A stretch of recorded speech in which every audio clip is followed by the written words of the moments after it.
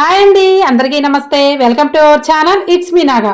ఈ రోజు పాలు పంచదారతో పని లేకుండా నోట్లో వేసుకుంటగానే వెన్నలా కరిగిపోయేటటువంటి స్వీట్ తో మీ ముందుకు వచ్చాను.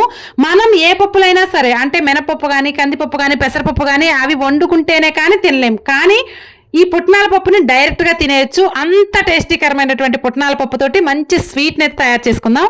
ఈ పుట్నాలు హెల్త్ కూడా చాలా మంచిదండి. ఇందులో కార్బోహైడ్రేట్లు, మాంసకృతులు, ఇంకా ప్రోటీన్ కూడా చాలా ఎక్కువగా ఉంటుంది. చాలా మంది మేక మాంసం తింటే ప్రోటీను, ఐరన్ పుష్కలంగా ఉంటాయి, మాంసకృతులు బాగా వస్తాయి అంటారు కదా. అంటే వెజిటేరియన్స్ ఉంటారు కదా, మాంసం తినని వాళ్ళు కనుక ఈ పుట్నాల పప్పుని ఎక్కువ మోతాదులో వాడుతూ ఉంటే మనకు కావాల్సినటువంటి ప్రోటీను, మాంసకృతులు మేక మాంసం తిన్నంత వస్తాయంటండి. ఐరన్ కూడా చాలా బాగా ఉంటుంది. షుగర్ ఉన్న వాళ్ళు కూడా ఎటువంటి డౌట్ లేకుండా ఈ పుట్నాల పప్పు తినొచ్చు. రక్తంలో చక్కెర స్థాయి పెరగకుండా ఉంటుంది.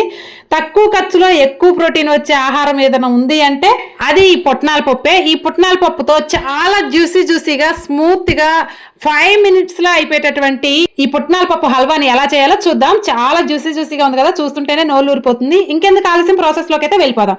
ముందుగా ఒక బాండిల్ తీసుకొని ఇందులో 1 కప్పు దాకా పుట్నాల పప్పు, ఆల్రెడీ ఇవి డ్రై రోస్ట్ గానే ఉంటాయి. జస్ట్ అలా ప్యాన్ ఫ్రై చేస్తే ఏంటంటే మనం మిక్సీ పట్టుకున్నప్పుడు స్మూత్ గా పౌడర్ లాగా అవుతాయి. అందుకని ఇలా లైట్ గా ఫ్రై చేసుకొని ఒక ప్లేట్ లోకి తీసుకోండి. ఈ లోపు చల్లారిపోతాయి. ఈ లోపు మనం ఏం చేద్దామంటే మళ్ళీ అదే కళాయిలో 2 కప్పుల దాకా, మనం ఏ కప్పు అయితే పుట్నాల పప్పు తీసుకున్నామో అదే కప్పుతో 2 కప్పుల దాకా బెల్లం తీసుకోండి. అదే 2 కప్పులతోటి వాటర్ పోసి ఇవి కొంచెం బెల్లం కరిగి మరిగితే సరిపోద్ది. ఈలోపు చల్లారిపోయినటువంటి పుట్నాల పప్పుని మనం మిక్సీ జార్లో వేసుకొని మెత్తగా మిక్సీ పట్టుకుందాం. మీరు యాలుక్కాయల పొడి రెడీగా లేకపోతే ఈ పుట్నాలతో పాటే 2 యాలుక్కాయలు కూడా వేసుకొని మిక్సీ పట్టేసుకోండి.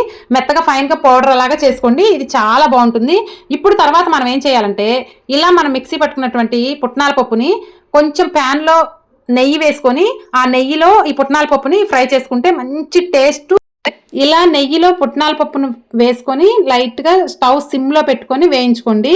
ఇలా వేయించుకున్న తర్వాత మనం ఇందాక బెల్లంలో వాటర్ పోసుకొని మరిగించుకున్నాం కదా, ఆ వాటర్ ని నలకలు ఏమీ లేకుండా మొత్తం ఒకేసారి ఇందులో కుమ్మరించుకోకుండా సగం ఇలా ఫిల్టర్ చేసుకొని సగం ఉంచుకోవాలి. ఎందుకంటే మొత్తం ఒకేసారి పోస్తే ఉండలు కట్టేస్తుంది. కాబట్టి సగం పోసేసి సగం వాటర్ను ఉంచుకుందాం. ఇప్పుడు ఉండలు లేకుండా స్టవ్ సిమ్లో పెట్టి దీన్ని బాగా కలుపుకోండి.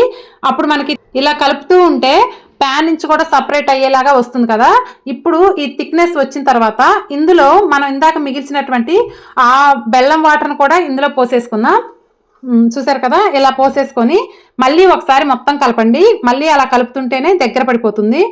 మీరు ఈ స్టేజ్లో నెయ్యిని కూడా యాడ్ చేస్తూ ఉంటే చాలా టేస్ట్, తినేటప్పుడు కూడా టేస్ట్ బాగుంటుంది. అలాగే ప్యాన్ కూడా అంటుకోకుండా చాలా బాగా వస్తుంది అనమాట. ఎప్పుడన్నా సడన్ గా రిలేటివ్స్ వచ్చినా, పిల్లలు ఏదైనా సడన్ గా స్వీట్ అడిగినా కానీ చాలా హెల్దీగా క్విక్ గా అయ్యే స్వీట్ అండి ఇది చాలా సింపుల్ గా చేసేసుకోవచ్చు. లాస్ట్ స్టేజ్ లో కూడా మనం 2 స్పూన్లు నెయ్యి వేసుకుంటే ఇదేంటంటే ప్యాన్ నుంచి సపరేట్ అవుతూ ఉంటుంది. చాలా స్మూతీగా జ్యూసీగా చాలా బాగుంటుందండి. మనం 5 minutes లో చేసేసుకోవచ్చు ఈ రెసిపీని. చూస్తున్నారు కదా, చూస్తుంటేనే నోట్లో నీరు ఊరిపోయేలా ఉంది కదా, అంత బాగా కుదిరిందండి. టేస్ట్ కూడా చాలా బాగుంది. మీరందరూ కూడా తప్పకుండా ట్రై చేయండి. ఇలా దగ్గర పడ్డప్పుడు మనం ఏదన్నా ప్లేట్లో పోసేసుకొని పీసెస్ లా కట్ చేసుకోవచ్చు. లేదా ఇలా ఒక గంట తీసుకొని ఇలా దానికి నెయ్యి అప్లై చేసుకొని ఇలా స్వీట్ పీసుల లాగా తీసేసుకోవచ్చు. చాలా అంటే చాలా బాగుందండి. చూస్తున్నారు కదా ఎంత స్మూత్ గా ఉందో, చాలా బాగుందండి. టేస్ట్ కూడా మీరందరూ కూడా తప్పకుండా ట్రై చేయండి. ఇదండి ఈరోజు వీడియో. ఈ వీడియో మీకు నచ్చితే లైక్ చేయండి, ఎలా ఉందో కామెంట్ చేయండి. ఇలాంటి సింపుల్ అండ్ స్వీట్ ఐటమ్ కోసం మన ఛానల్ అయితే సబ్స్క్రైబ్ చేసుకోండి. Thank you for watching.